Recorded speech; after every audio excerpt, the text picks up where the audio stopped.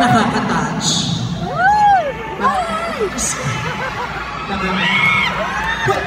Don't do that. I'm kinda, I'm vulnerable lately in the project. It's gonna make me sad. Don't be too sweet. I'm not used to your sweetness. Hindi, pero nakakatuwa kasi hirap ng buhay tonight sa concert namin, pero nakabenta kami ng maraming tickets, kaya maraming salamat. Marami nandito para makita at marinig si Regine. Marami nandito nagpunta kasi gusto nilang makita ang suot ko at marinig yung mga punchline kong controversial bukas. Marami dito kasi sinusupport ako kaya nandito sila. Pero marami din nandito kasi magbibideo tapos yung supply ipopost sa TikTok para mabash ako. Nandito kasi gagawin niyo akong content. Alam ko yan, abang na abang kayo sa lahat ng ginagawa ko kasi may monetization.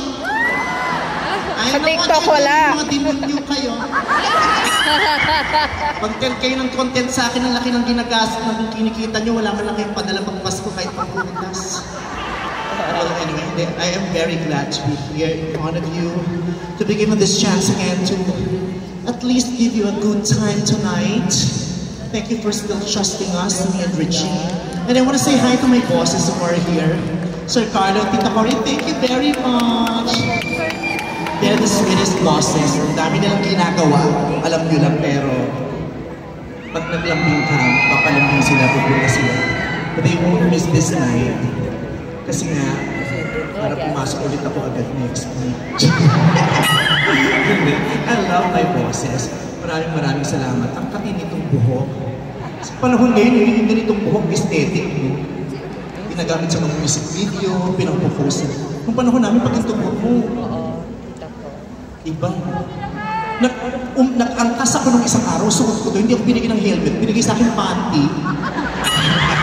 Kako. Iba to. Katulad kung video ka ng video. Ito yung mukha ko, ang baba, ito yung kinukunan mo talaga.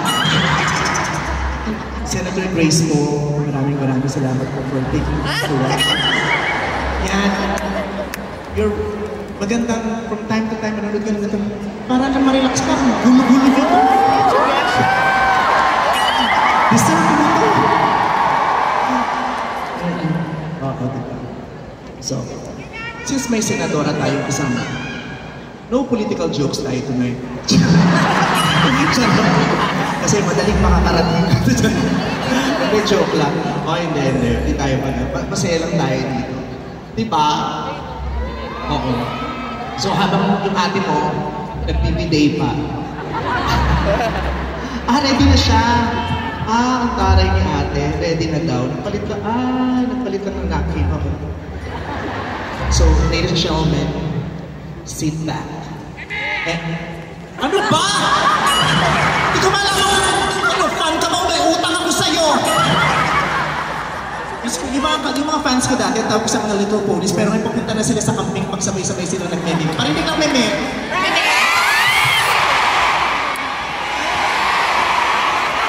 Diba papunta na sila sa camping? Okay. Eto na. Sit back, relax, because the songbird is something spectacular to give you.